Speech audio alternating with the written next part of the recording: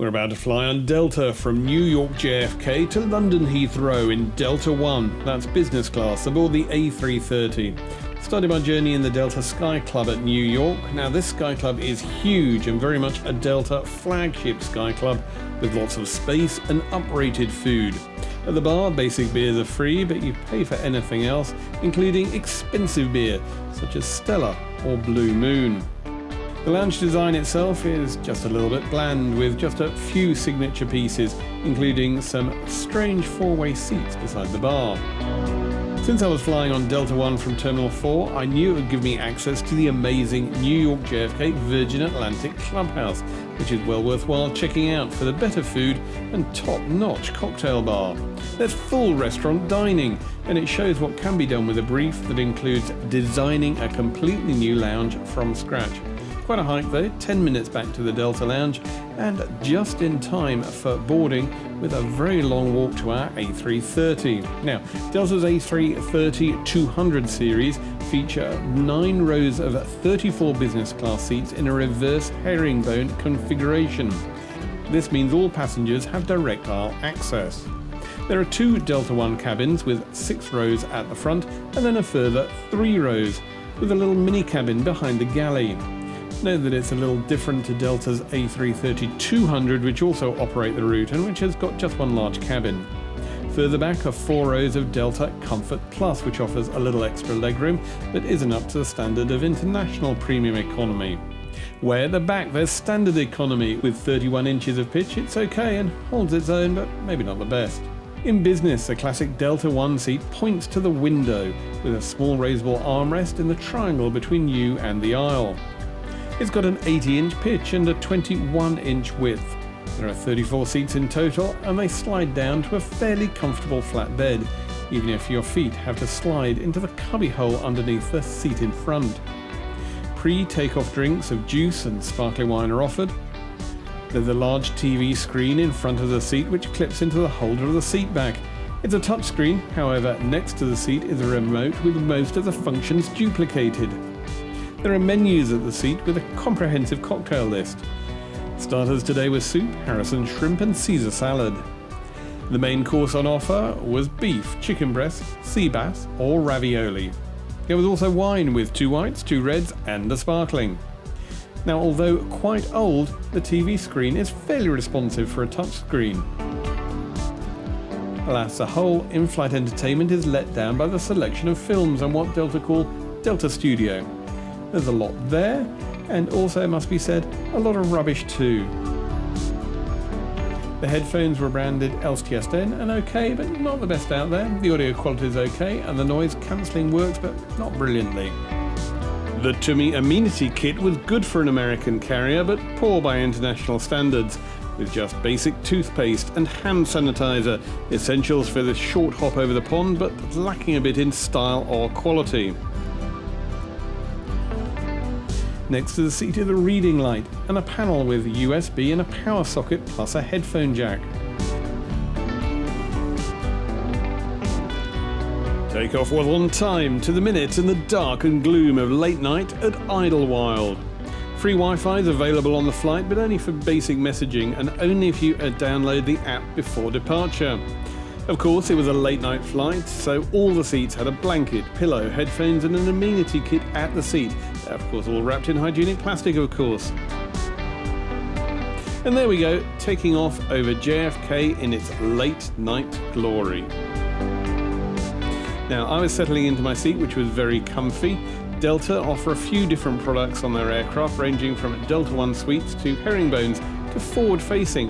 However, Delta's reverse herringbone on the A330 is arguably one of the better ways to cross the Atlantic. Of course, transatlantic market is rife with competition. Plenty of airlines come with plenty of business class products, and Delta One itself, well, it can be very pricey. You'll likely spend over $4,000 on a one-way flight. As soon as we were into the cruise, the meal service began, quite literally as soon as the seatbelt sign were off. I kicked off with a Chardonnay and warm nuts. This was a late night flight and only about 7 hours in the air, so most people were keen to eat and sleep as soon as possible.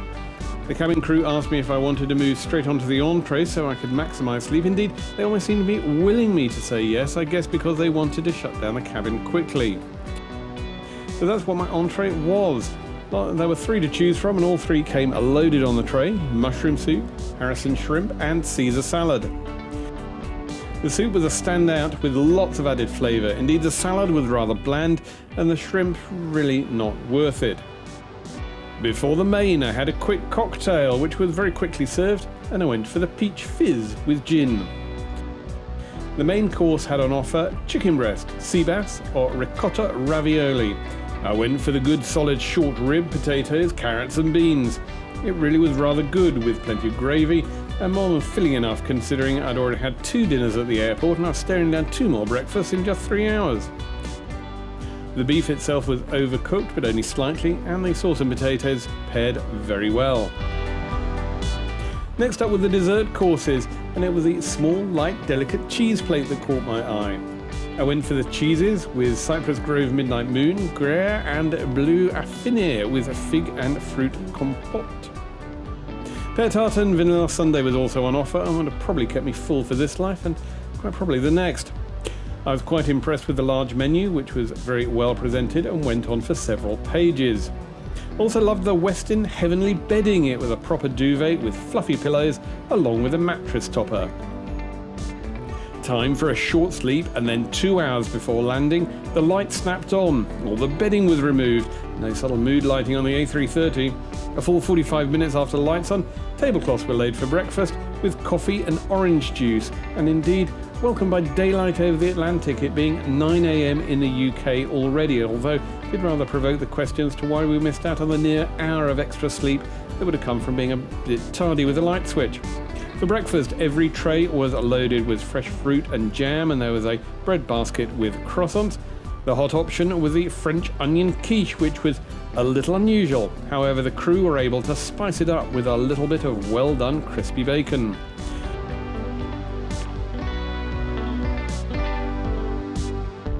Breakfast service was completed 20 minutes before landing, and unusually for Heathrow, we came straight in from the west without holding and onto the runway.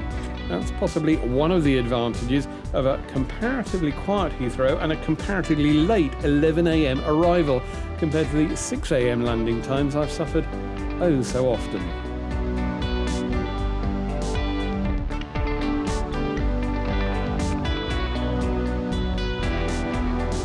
So, was this one of the better ways to cross the Atlantic? Well, most definitely. However, it must be said that although Delta are one of the best US-based carriers, it's only mid-range compared to international carriers. Indeed, the transatlantic market is rife with competition. Plenty of airlines come with plenty of business class different products, and some of them are arguably better than Delta. Nevertheless, a good flight, comfortable, and I managed to get some sleep, and the food was most decent. Particularly as this hop cost me just $60 plus 56,000 Virgin Australia miles.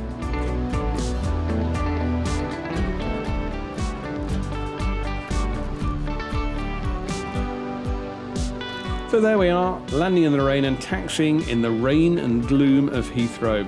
Looking busy once again, with American, one of Delta's main competitors, taking many of the slots and sandwiched in between, of course, Virgin Atlantic, who are over there as well.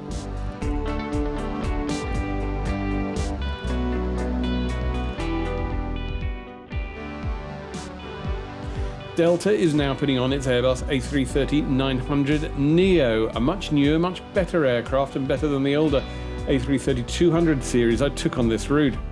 It does have a somewhat better business class seat, but it also has what it calls Delta Premium Select between business and economy, with a normal 38 inches of pitch and 18 inches wide.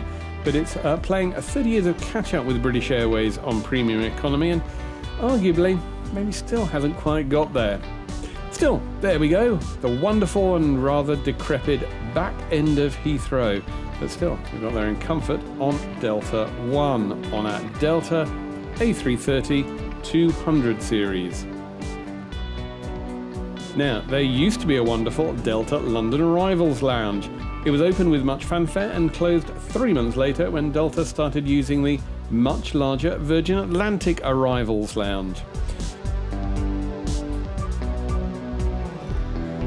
Virgin, the arrivals is great, having lots of hot showers. At the front desk, they warned they'd be closing in an hour, so asked if I'd like to head straight for a shower. Amenities, and indeed a nifty feature with a radio playing a radio 2 or 4, all controlled by a silver panel on the wall. The main room of Virgin Revivals looks a little bit like a rather tired but trendy coffee shop, with a small bar at one end, scattered dining tables and a couple of sofas in the middle of the room. One thing it must be said is you certainly don't come here for the view. Instead, you come here for breakfast. There's a la carte dining with menus at every table. I could have had a full English breakfast, but instead I settled for the Eggs Benedict before heading out onto the tube.